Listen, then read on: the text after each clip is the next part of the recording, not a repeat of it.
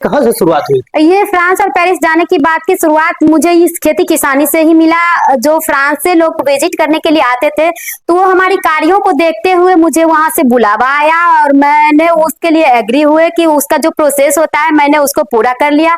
और अपनी हिम्मत भी रखी कि भारत के 28 राज्य में से मैं इकलौती चिराग थी, उसमें भी सिंगल सी महिला। आप समझ सकते हैं कि वो इंटरनेशनल फ्लाइट लोग पटना दिल्ली तक जाने के लिए सोचते हैं कि मैं हवाई जहाज से सफर कर रही हूँ, और मैंने वहां तक जाने के लिए पहले तो मुझे डर लगा था। पहले मुझे खुशी मिली कि अच्छा मैं पहली बार जिंदगी में जा रही हूँ, चढ़ रही हूँ।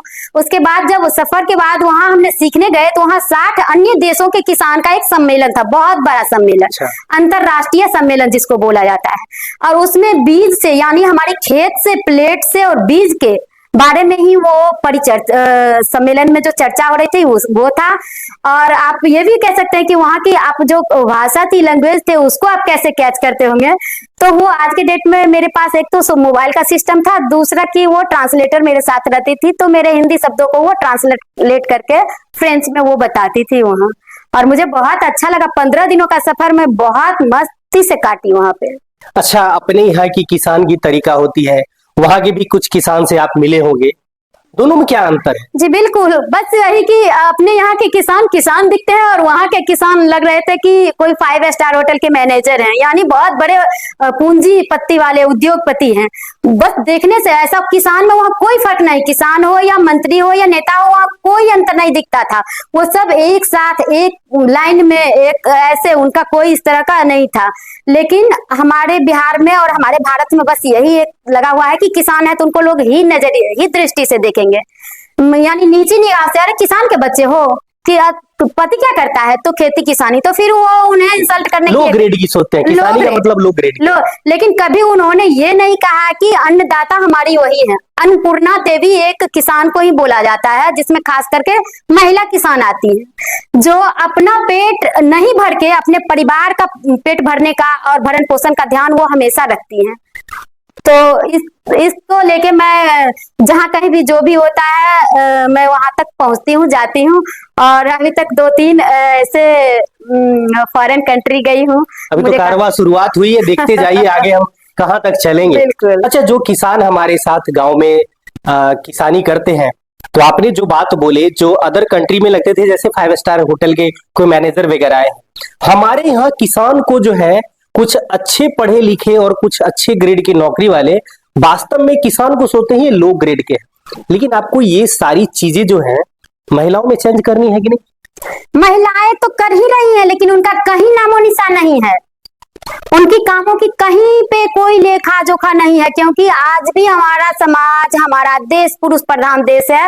और मैं पुरुष के प्रति ये नहीं कहूंगी कि मैं उनकी ये कर रही हूँ। बस मानना है, हम लोगों को बदलना है, और हम लोगों को नहीं, हमको खुद बदलना है। हो ना हो कि मुझे देख के लोग बदले, किसी को इंस्पिरेशन मान ले। जी बिल्कुल। अच्छा, पुरुष प्रधान देश है, लेकिन हम कहना चाहेंगे आधी आबादी की जननी हमारी महिलाएं हैं। बिल्कुल। एक कदम अगर पुरुष चलते हैं तो एक कदम महिलाएं भी चलती है, और जहां पे ये दोनों कदम लेके चलते हैं तो अंजू दीदी जैसे एक किसान दीदी भी बन के उभरती है। अच्छा, एक बात बताइए, आपकी जो पुण्य की जीवन रही है, शायद मुझे जहां तक जानकारी है आप जीविका से भी जुड़े हुए थे, और अभी बिहार में विधानसभा चुनाव 2025 होने वाली है, और बहुत सारी लुभावनी चीजें मिल रही है, किसी की तनख्वाह बढ़ गई, किसी की पेंशन बढ़ गई।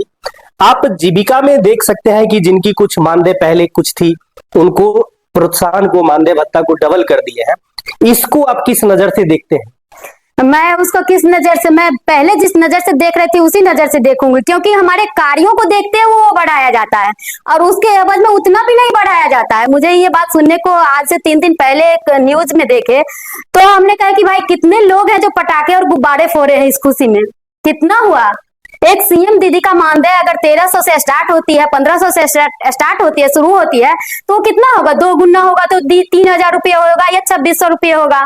इसी तरीके से ना होगा। और हमारी स्किल क्या है, हुनर क्या कर रहा है, उसके एवज में हमें कितना मिलना चाहिए, आज कौन दे रहा है। ये एक वोट बटोरने का तरीका है। जीविका तो बहुत अच्छा जीवन विकास कार्यक्रम था, लेकिन मैं क्या कहूँ, मैं जीविका से बहुत नाराज हूँ, बहुत नाराजगी का। आप हाल ही में एक मेरा न्यूज देखे होंगे, सुने होंगे, कि उसमें मेरे पतिदेव महोदय बुक कीपर हैं, लेखापाल के पोस्ट पे हैं, और उनके साथ जीविका के हमारे दलसिंह सराय ब्लॉक के जो जीविका के स्टाफ हैं वो अभद्र व्यवहार कर रहे हैं। यहाँ तक कि इस 12 जुलाई को आरजीबी का बैठक था जिसमें हम दोनों वाइफ हस्बैंड, हम उसमें उस जीविका में उन्नति जीविका महिला ग्राम संगठन की सचिव हूँ, और मुझे उसमें जाने का महीने में एक दिन जाना पड़ता है। उसके लिए मैं गई तो हमारी सीसी एक हैं गौरी जी, उन्होंने बुला के, और एसी साहब हैं, वो बुला के क्या किए कि मारने पीटने का प्लान और झगड़े झंझट का प्लान लेके मुझे चाहा कि इसको साइड करूं, लेकिन मैं डरने वाली नहीं हूँ। किसान दीदी है, बिल्कुल किसान दीदी हूँ। मैंने वो जो क्या बताऊं कि पहाड़ तोड़ने वाले जो रांची के आदिवासी समाज था, हमारे भाई थे, उन्होंने क्या कहा था कि मैं जब तक तोड़ूंगी नहीं तब तक छोड़ूंगी नहीं। तो मैं जंग लड़ी हूं तो मैं लड़ूंगी, एकदम लड़ूंगी। जहां मेरी गलती है मैं वहां गलती एक्सेप्ट करने के लिए तैयार हूं, लेकिन मैं छोड़ूंगी नहीं। इसीलिए नहीं छोड़ूंगी कि मैं हर एक हमारे पतिदेव महोदय है, वो जितने भी हमारे वॉइस ऑफ बिहार के दर्शक देख रहे हैं या और भी दर्शक देख रहे हैं, वो बस इस बात का हमें कमेंट बॉक्स में बताए इस न्यूज के माध्यम से कि हमारे पतिदेव महोदय का जितना बुक्स ऑफ रिकॉर्ड है उसमें कहाँ गलती है, और गलती है तो उसको दिखाया जाए, और हमारे जीविका के स्टाफ जो है वो कहाँ कहाँ गलती कर रहे हैं उसको मैं उजागर करूंगी। तो मैंने इसके लिए आरटीआई भी पेश की थी जो डीपीसीयू में भेजा था, लेकिन डीपीसीयू से बीपीआई तक आया है ये पता चला है, लेकिन अभी तक मेरे पास नहीं आया है। मैं छोड़ूंगी नहीं। मैं कलेक्टोरेट से लेके डीएम से लेके प्राइम मिनिस्टर से लेके और चीफ मिनिस्टर तक मैं इस बातों को पहुंचाऊंगी। और मैंने उस शब्द में अभी भी बोल रही हूँ कि हमने एक मधुमक्खी के जीविका के जो स्टाफ हैं उन्होंने मधुमक्खी के छत्ते में ढेले मारे। कम्युनिटी की 600 से 700 दीदी जो जुड़ी हुई है वो अंजू दीदी के साथ कहीं ना कहीं है, अगर जीविका के स्टाफ के साथ हैं तो कैडर है सिर्फ। तो आप हमसे चलिए, मैं अकेली हूँ और आप सभी एक साथ हैं। अब जीत किसकी होती है वो तो हमारे दर्शक कमेंट बॉक्स में बताएंगे कि जीत किसकी हो रही है, लेकिन मैं छोड़ूंगी नहीं, क्योंकि मैं ये जो हो रहा है भ्रष्टाचार उसे नहीं होने दूंगी। अच्छा, आप जो किसानी का काम करते हैं, कितने तरीके की वो सारे उन्नत बीज अपने यहाँ लगाए हुए हैं, क्या उसकी कोई आइडिया है? बिल्कुल सर, मैं आपको तो अभी लगभग 100 दिखाऊंगी, क्योंकि कुछ बीज लगा चुके हैं, कुछ बीज तैयार कर रहे हैं। तो मैं 260 अभी बीज, यानी उसको औषधीय बीज कहा जाए, साग सब्जी का बीज कहा जाए, अनाज का बीज कहा जाए, और पेड़ पौधे का 260 अभी तक मैं संग्रह कर चुकी हूँ।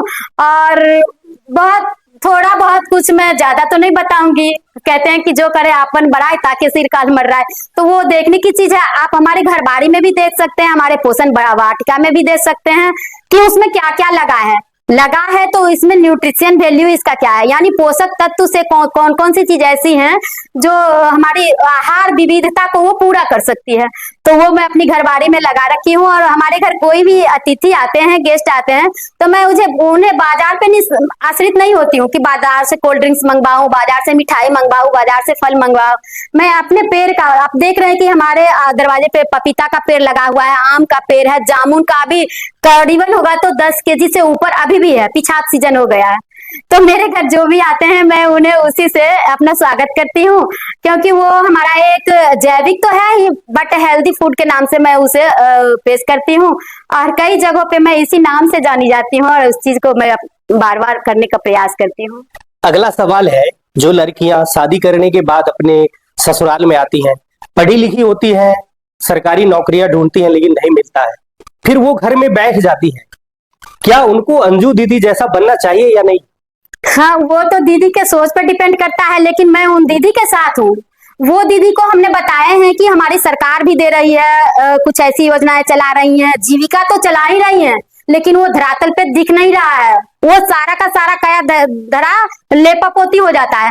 तो मैं उन दीदी को सपोर्ट करती हूँ। मैं उन दीदी को, कई ऐसे दीदी हैं, मैं अपना सिलाई मशीन लेके दे दी कि आप सीखिए फ्री में, मेरा मशीन ले जाइए, आप मेरे घर आइए, मैं फ्री में आपको सिखाऊंगी। आप अपनी उद्यमिता के साथ साथ इन चीजों को भी करिए और आगे बढ़ने का प्रयास कीजिए, क्योंकि एक महिला और पुरुष गृहस्थी रूपी गाड़ी के 2 मजबूत पहिए हैं। एक के अभाव में दूसरा का निष्क्रिय है, यानी वो रुक जाएंगे या पैदल रेंगेंगे। तो मैं इन चीजों के लिए मैं खास करके महिलाओं के साथ, और महिला एंटरप्रेन्योरशिप हो गया, महिला उद्यमिता हो गया, मैं उसमें खास करके महिलाओं के साथ हूँ। पुरुष भाइयों से भी है